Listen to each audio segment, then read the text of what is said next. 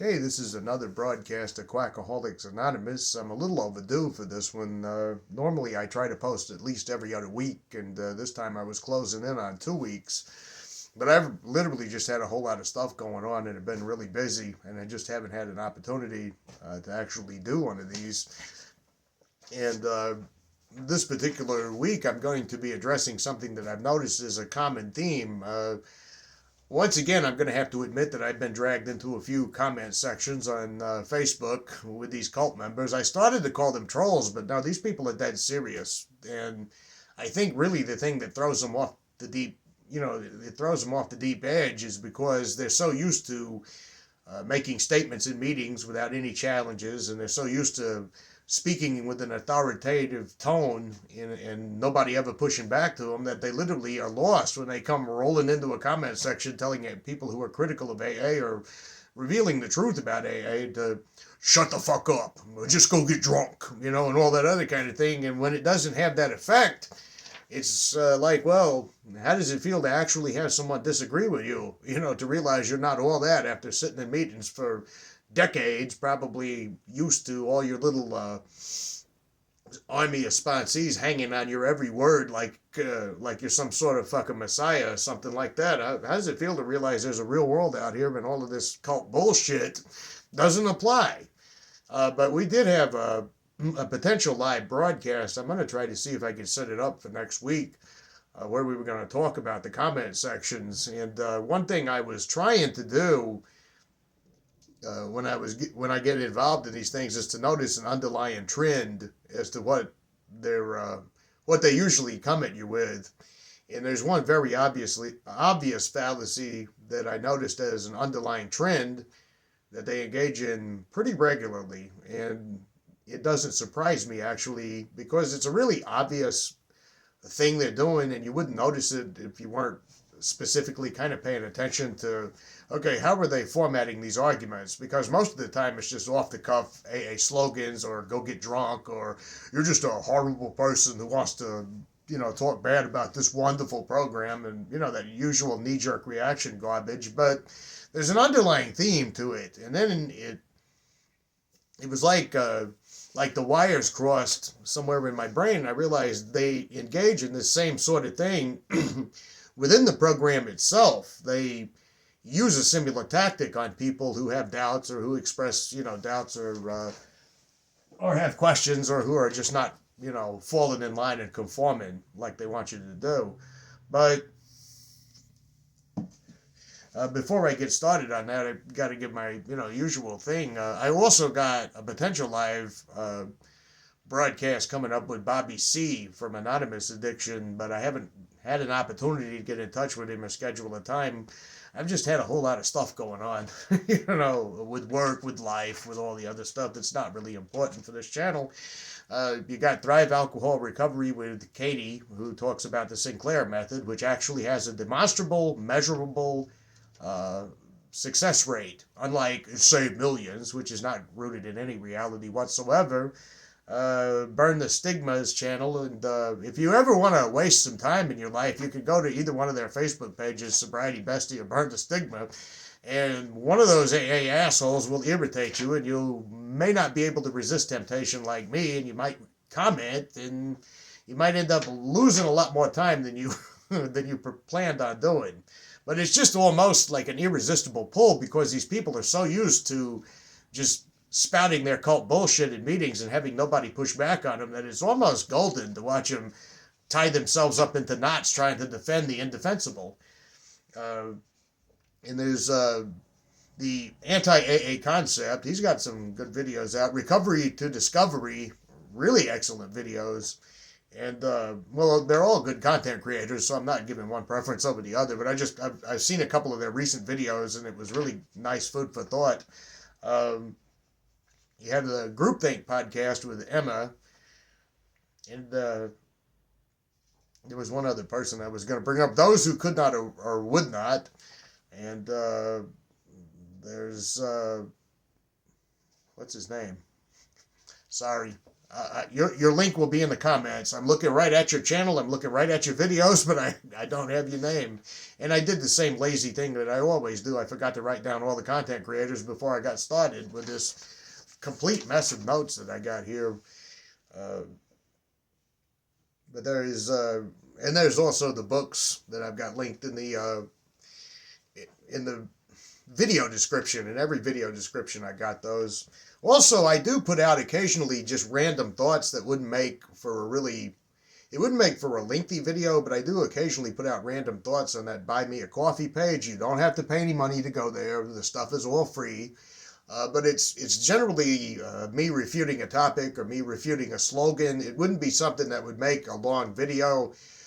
I could do like short videos. I thought about doing that actually, where I would release a short video during the week where I just debunk a slogan or debunk a step or something like that. But there are random thoughts on the Buy Me a Coffee link as well in the description that's going to be below.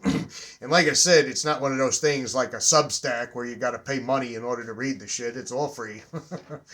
And but when I was earlier opening up this video, I was saying I was noticing one underlying trend, one kind of fallacy they engage in the program itself. And I'm going to tie the two together pretty easily, I think, but it's literally, I don't know if you would actually call it a complete fallacy, but it's moving the goalposts, which, yeah, you would call that a logical fallacy, where I just changed the subject or I twist it around, or, well, I'll demonstrate it for you in this video. How about that, rather than me trying to go off the cuff? Because arguing with these people is literally like trying to nail Jello to a wall, because, you know, they slip and they slide and they weasel around and they come up with more bullshit, you know, or like the AA tap dancing. I said they'll just tap dance around with definitions and wordplay and semantics and all that other garbage to avoid actually answering anything direct. Like one moron I had not too long ago that just kept saying, well, post links that prove what you're saying. And when I posted links that proved what I was saying, then he diverted back to, well, those links, you know, weren't written by alcoholics. Those links are fake science and all this. In other words, they don't have an argument. They don't have a leg to stand on, and I think they fucking know it. They're just not used to getting challenged, right? So one thing I have noticed as a common underlying theme, and I'm going to tie this back into how it fits in the rooms, is that sometimes if you expose a contradiction of theirs, the definitions will just change, or the wordings will just change, or they'll back up and they'll give you half a claim. And like, for example, a lot of them I argue with online, they'll start out with this claim: AA has saved millions of people. Now, when I come back at them with that, and I say there's good evidence, for one thing, it's never had millions of people to save. You know, it's never had more than a couple of million members. Even at its peak in the 1980s, when it was considered like this golden era for AA or something like that, they never had millions and millions of people to save. So you can point out George Valiant's study, you know, that showed massive failure rates, and you can do all of that. What do? They don't address any of that. They come back at you and they say, well, it still helps a lot of people. Well, now we went from it has saved millions of people that you've demonstrated you can't defend, and now you're going to do this little backtrack tap dance thing, and you're going to try to say what I originally said is not what I said. Now I'm saying it helps a lot of people. So if you ask for data about what it means to help a lot of people, and if you mention the low, you know, percentage rates and all of that, then they'll shrink again. Well, there are some people whose lives are made better by this program. So we went from it saved millions to it helps some people to, well, there's some people that still benefit. So your definition of a successful program keeps shrinking with every comeback. You don't ever address it. You just keep redefining everything and tap dancing around the fucking thing and saying and doing something else. And if you keep kind of going at this, if you keep kind of poking the bear, so to speak, and you keep coming back with data, facts, statistics, and all that other kind of thing, then they'll do this proclamation, this overly dramatic thing, and they'll say, well, it saved my life. And when you think about what saved means, the conversation generally goes, I mean, when you ask them about what saved means, the conversation generally goes to insults and deflections. You're not a real alcoholic. Why don't you just go drink? There was someone who even said, look, if you want to drink, you might as well just go drink. Like, the only reason I would do this channel, the only reason I would bring up all the data, evidence, and independent thinkers and logical fallacies is because there's a liquor store and I can't go to it. I mean, are you, I was watching this Irish series called Love Hate, and I almost ripped off a line from the show itself there, but I was just going to say that it's just so stupid. Well, why don't you just drink? What makes you think I want to drink? What makes you think I'm drinking? Or that one. I've had that one too. Are you drunk right now while you're typing this? Another poison in the well you got going on. It has nothing to do with me. I could be plastered drunk up here and still be telling the truth. These aren't arguments, actually, though. What these are, if you really pin it down and you really take a good examination at this kind of behavior, is save millions. Well, it helps some people. Well, I mean, it has helped and saved some people. Well, it saved my life. These aren't really arguments. These are retreats. These are deflections. This is a prime example of a system that has no way to defend itself. Because if you really think about it, if you had proof it works, if you knew it saved millions of people, you would bring that evidence. You would say, here's the data, here's the stats, here's this. Not, you're not a real alcoholic. Well, it saved some people. You wouldn't do that, Because think about this. Here's a major problem that AA has in one sentence. AA can't define exactly what it is. It can't really define how it works. I know the AA people, it's right there at the beginning. Just bear with me. And you control later, like a few of them do. Cannot define what success means, cannot provide evidence for any of its claims, so the goalposts have to constantly move, like I just demonstrated. This isn't a bug, by the way, it's a feature. It's how the cult protects itself from scrutiny, because if AA had to stand still long enough to be examined, rather than tap dancing around like they do in the comment sections and ducking and diving like the boxers, the whole thing would fall apart.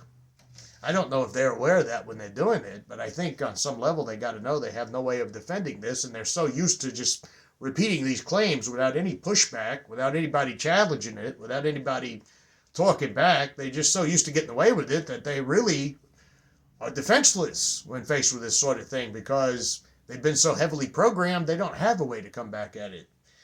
And like a certain individual who commented and agreed with me did say, he said, and there was a time in my life, he said, I would have probably done the same thing. And yeah, I probably would have too. I was trying to really think before I dive any further in this, how I would have reacted. In fact, in my interview with Burn the Stigma, there was talk about that. How would you have reacted to these videos when you were an AA member, a diehard AA member? And I remember her response would be, if I heard people talking the way I talk now, talking about herself, I would be saying, oh, this person's dangerous, this person's this, that, and the other. I think in my days where I was most heavily programmed, where I was literally like one of the Doctor Who Cybermen, that was just programmed without an original thought in my head, I think I would have been doing the whole, well, man, you just went to... The meetings aren't the program. I know there's bad people, man, but just give it a chance, man. Don't leave 5 minutes before the miracle happens, or some horse shit like that is probably what I would have done. Even though I was a chronic relapser in the thing and had pretty much living proof that the shit didn't work, I was still defending it. Now, to start out, back to my notes, you remember a guy I talked about in another video not too long ago. His name was Karl Popper, the guy that came up with coined the term falsifiable. That guy that gave us the concrete approach that claims need to be falsifiable, meaning they need to possess the ability to be proven wrong, tested, and observed. Like if I said everybody who uses a vape, and I said that on purpose, everybody who uses a vape stop smoking cigarettes. It's the only way to quit smoking. Okay, if someone asked me for evidence about that, I probably wouldn't have any, because that's a fallacious claim. But someone who has studied ex-smokers and someone who has looked at people who have quit smoking could come forward and they could say, well, this percentage did it cold turkey, no vapes. This percentage did it with nicotine gum. This percentage did it with this or that or the other thing. But we would have numbers. We would have estimates. I'm not going to say the numbers are absolute. I'm not going to say that statistics are always reliable. There is margins of error in all of them. But you would have kind of a rough idea, and you would have sources to look at. And you could even look up one of those sources and say, actually, this source is kind of flaky. There is a problem, by the way, in science itself with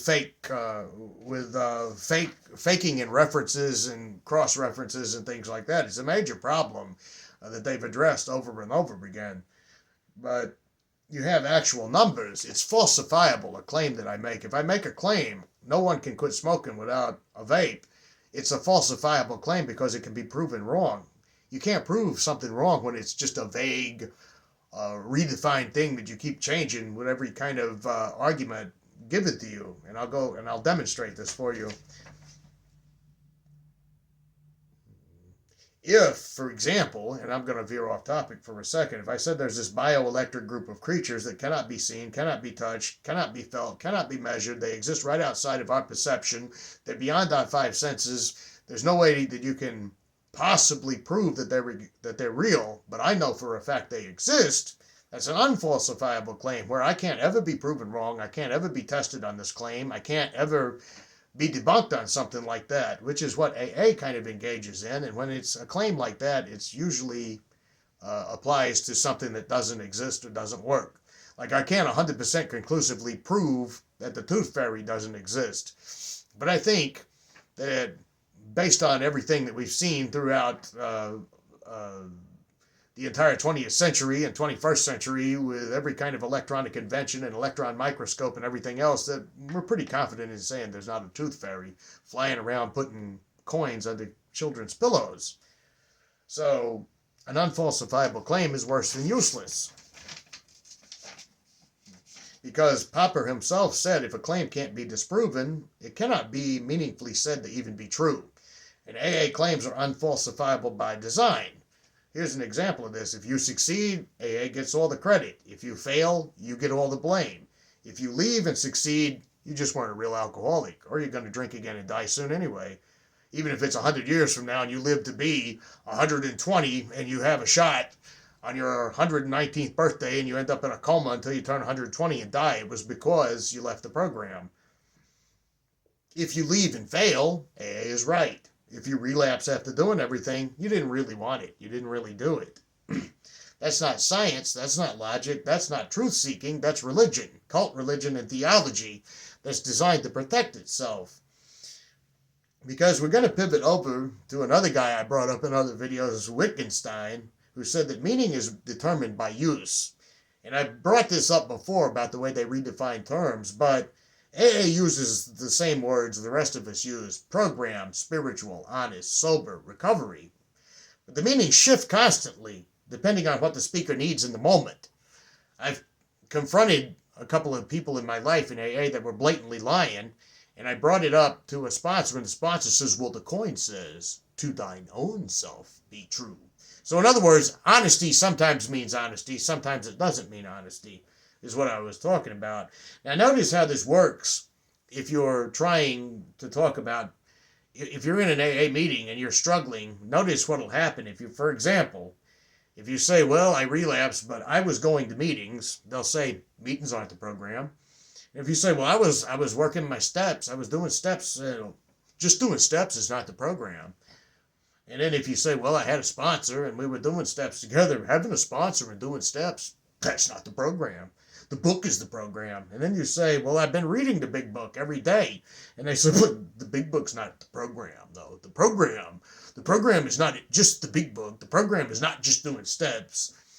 You know, you got to do service. Well, if you mention you're doing service, they'll say something like, well, just doing service work is not the program. You know, and then, well, I prayed right before I drank again. Well, prayer's not the program. That's not the program. I mean, where in the big book does it say prayer is the program? Okay. If you say you did a thorough fourth step, well, confession's not the program. That's not really the program. In other words, all the things I just mentioned are actually the program. But somehow, magically, mysteriously, none of them are the program. They'll tell you to pray in the morning, but if you do that, they'll tell you, well, that's not really the program. Program's in practicing the principles or something like that. So it's always something vague that can't be proven wrong, that can't be studied, that can't be examined. And you notice every single one of these things is part of the program, but none of them are the program at the very same time. Talk about George Orwell. He'd have a heart attack if he could see, you know, Big Brother hasn't got shit on this. This isn't clarity. This isn't coherence.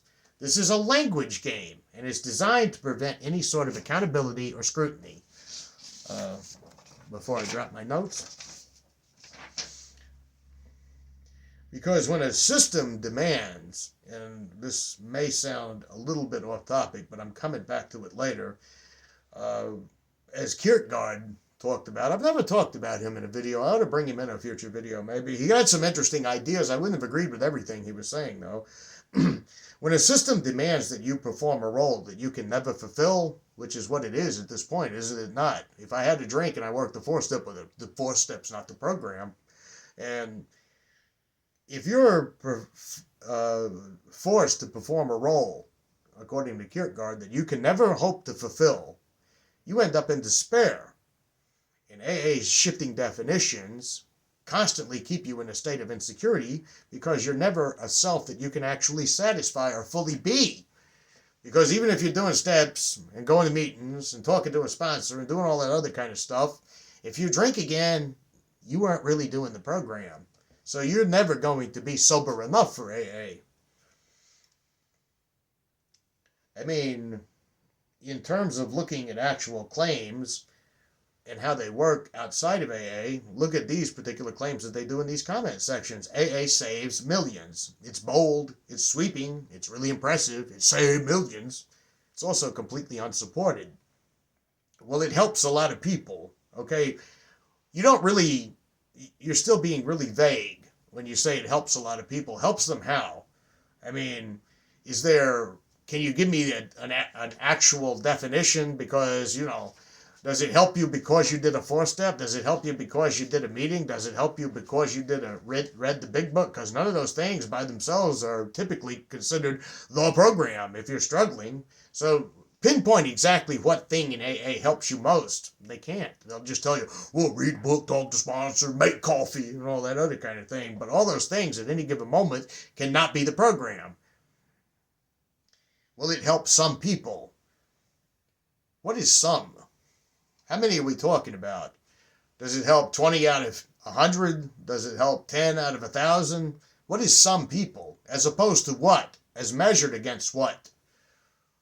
It helps some people. What does that mean? Does that mean, is 4 or 5 people across the country some people? Is it 1,000? Is it 10,000? And how do you define help? Again, how does it help them?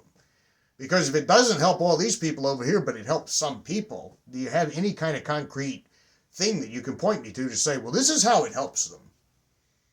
Well, it saved my life. Demonstrate to me that it did something that you couldn't have done on your own. Okay, well, I just couldn't on my own. I tried everything. I don't know that. What do you mean by tried everything? Did you, I'll hear people say, well, I went to therapy and I went on a retreat. Okay, did you go to 1 session? Did you go to 10 sessions? Did you really give it the try? Or did you just do a Tony fucking Soprano and go in there and say what you needed to say and blow off some steam and walk out the door and continue doing what you were doing? What do you mean by I tried everything? And also in the big book it says if they really tried. What is really tried? AA works if you work it. Can you define to me what work is? Because not too long ago, what I was just pointing out, I actually brought up to someone in the comments, I was in AA for 11 years. I did steps. I did step studies, really boring tradition studies. I had sponsors. I did service work. Well, see, right there, that tells me all I need to know about you. You think that's the program. That's not the program.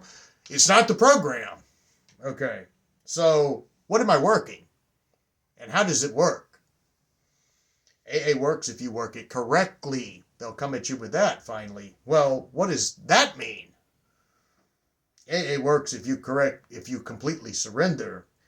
And what does that mean, to surrender?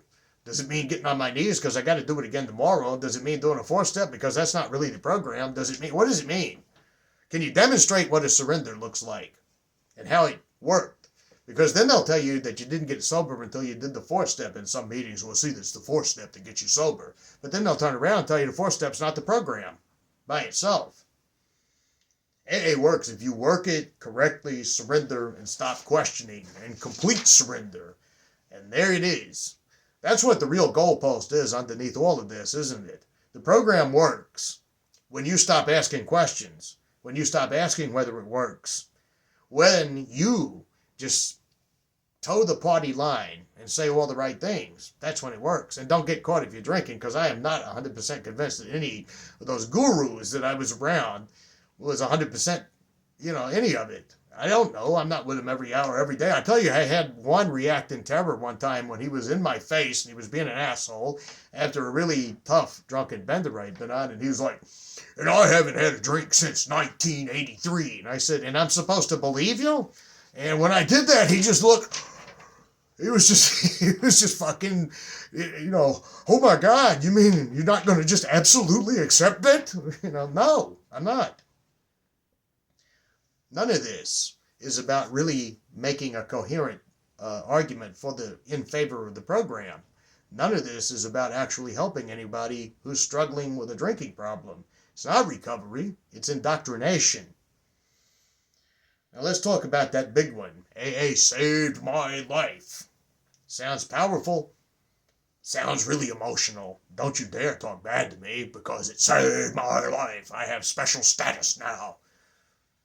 It sounds like something unassailable. How dare you talk bad about this because it saved your life? But it collapses if you really think about it, because what does saved mean? Now, does it mean it prevented you from dying literally? Like you was, on your deathbed in the ICU and you just stood up and magically walked away? Did it save it like that? Did it prevent you from having a future relapse? Is that what you mean?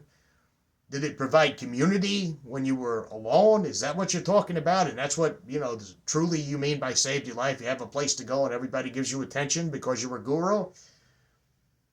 Did it give you a structure in your life, and therefore because you had a structure you didn't relapse? Did it provide a meaning? None of these actually require AA, by the way. If you can prevent your death from drinking by doing what I did after leaving AA and stopping drinking.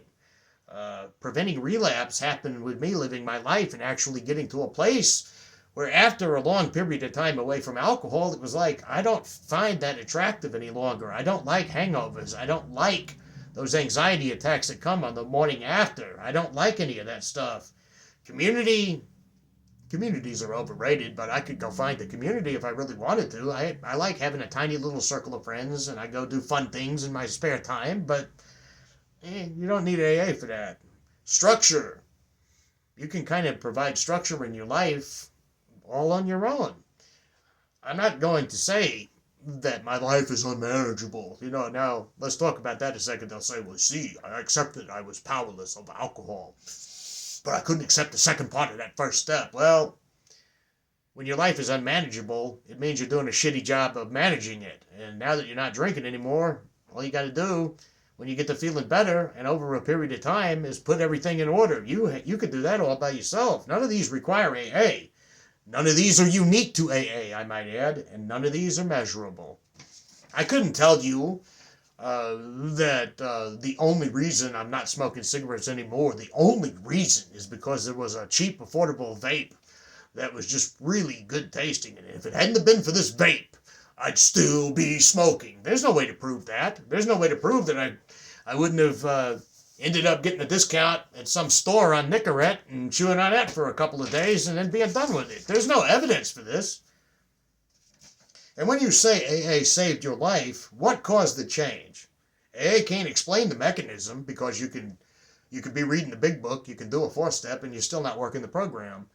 AA can't isolate a variable. Well, usually at this particular juncture, a couple of months in, you start feeling a little bit better, and you go for a doctor's appointment, and they say, well, your liver enzymes are stabilizing. Your blood pressure is way down. And by the way, your blood sugar is looking good because, it's looking way better than it did when you stopped drinking originally. That's something you could measure. But you can't do that with AA. They don't have any kind of data, any kind of pinpoint, anything to really tell you about, well, when do you kind of get sober? When do you actually get the program? Because you never can graduate.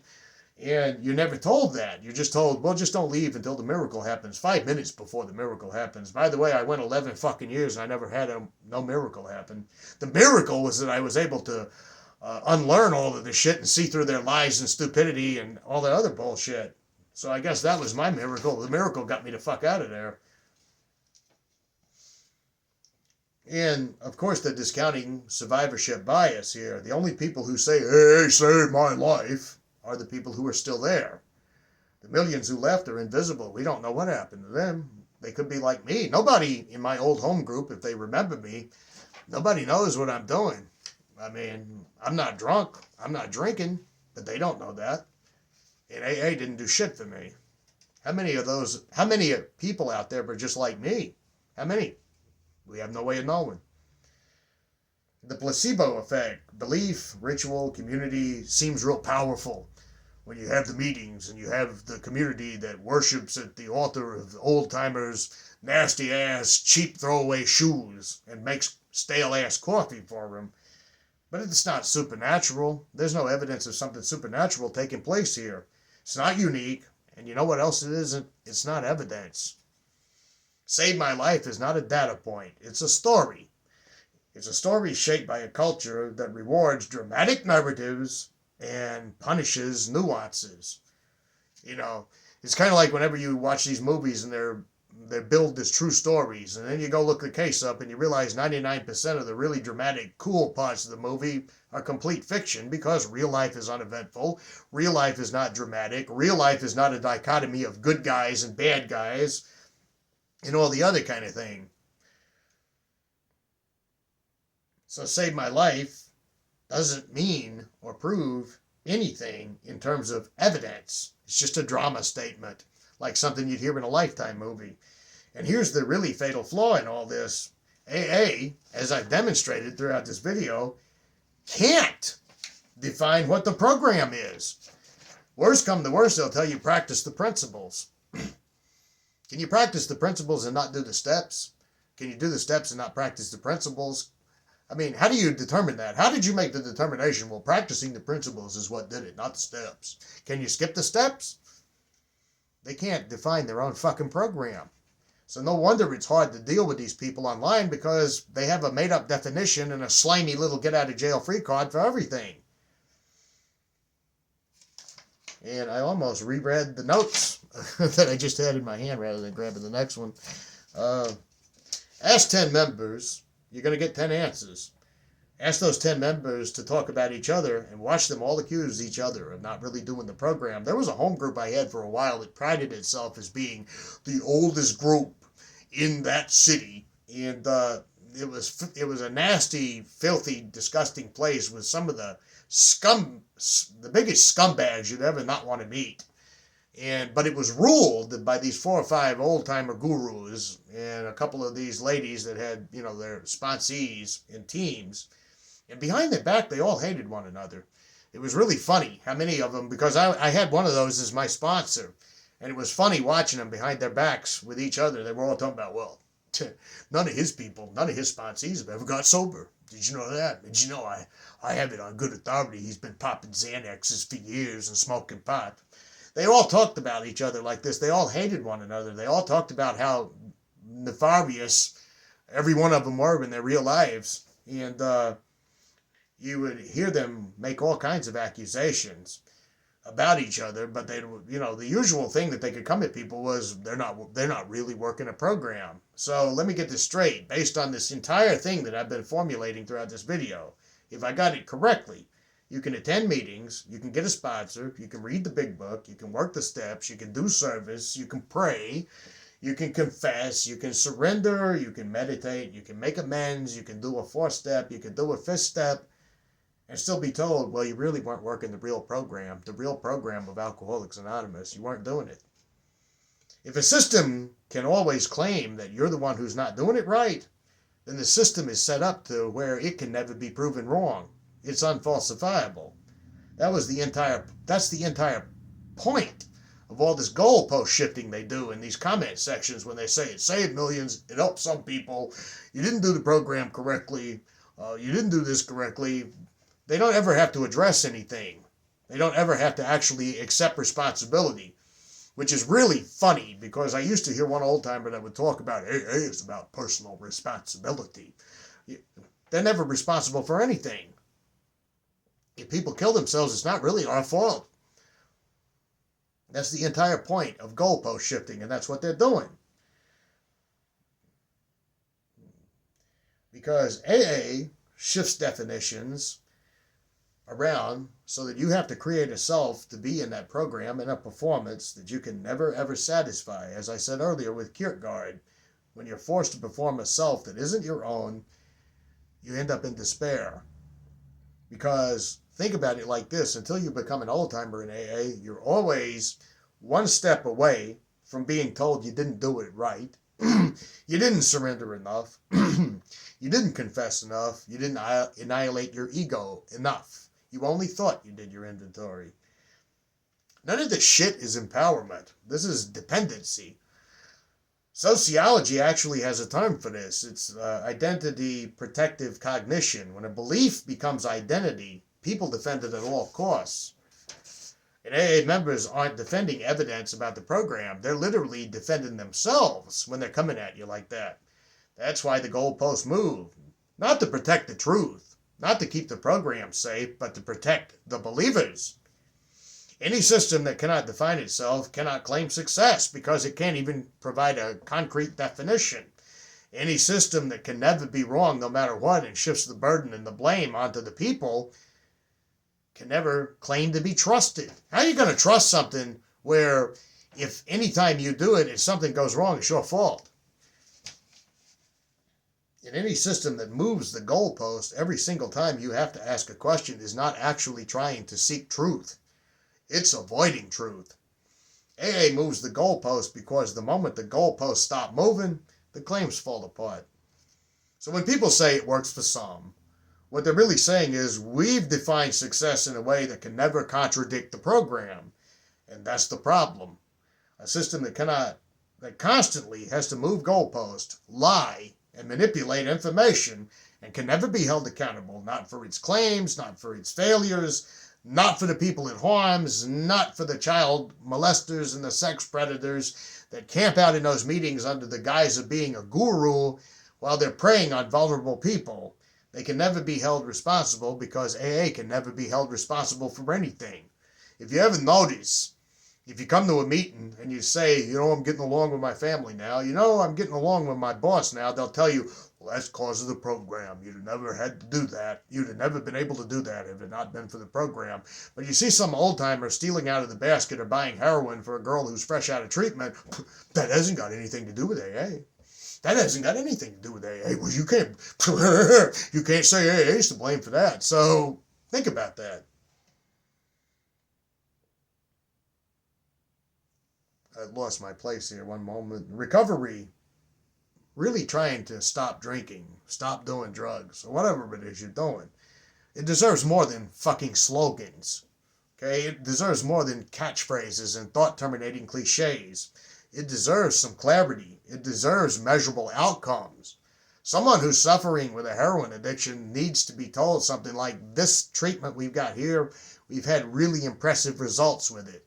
This treatment we've got right here is shown to have measurable outcomes, and we can provide you reading material if you'd like, but you're in pretty good hands. And if you have problems here, there's other options available to you. A real treatment program for someone with a hopeless drinking problem is to say, the Sinclair method is known to be successful 78% of the time. And if it doesn't work, you still have options. You're not hopeless. You're not lost. You're not broken. That's not what AA does, because AA needs you broken. And until AA can define what working even means, it works for some people isn't even a defense. It's meaningless. It's an admission that the goalposts were never fixed in the first place. And I think that's about all I can say for this one. I've talked for 40 minutes here. I'm going to read a couple of comments. It takes so much energy, someone wrote, to overcome an addiction. I agree.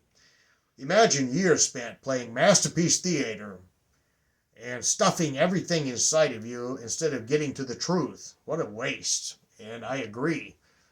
Because during some of my prime years in life, like my late 20s and all of my 30s, when I could have actually, I think really and truly when I look at, and I won't go into all the details of my personal life, but I would have been able to solve my own fucking problem. But being told for years and years, you're the problem, you're to blame, everyone's right, and you're wrong, and not being able to actually look at things and address things and objectively examine my own life, yeah, it was a waste. And then this comment comes from the Anti-AA Concept channel. It's exactly the same mental mindset of Christian fundamentalist churches that believe the world is 4,000 to 6,000 years old and Noah's Ark was a true story. You present exact and conclusive, multifaceted evidence that they're not just incorrect, but completely and 100% no better than one who thinks the world is flat and they just dig in harder. There's a word for that, and that word is cult. Smart doesn't care if you find a better way. And they emphasize finding your own individualized program because they weren't based on religion. This is the fundamental flaw with the premise of AA, and that's why the entire program is also flawed, as the results show, which are the program is a complete and utter fucking failure. I added that last line. But anyway, that's about all I got for this week. Hopefully I can get some of these collaborations going. Like I said, Sobriety, Bestie, and I are going to have a talk about these commenters. And sometimes they do piss me off and I lose it. But I've learned not to type sermons. And I would also, like I said, I got Bobby C that I want to do something with, and I'd like to go back on Burn the Stigmas program again, because that was a good time, and I think she did leave the door open for a possible future collaboration together. I see you guys in probably a couple of weeks, and hopefully now that the snowstorms have passed, those of you who are inside your homes going stir crazy can venture out, although I had to venture out no matter what anyway, because it doesn't shut down. See you next time.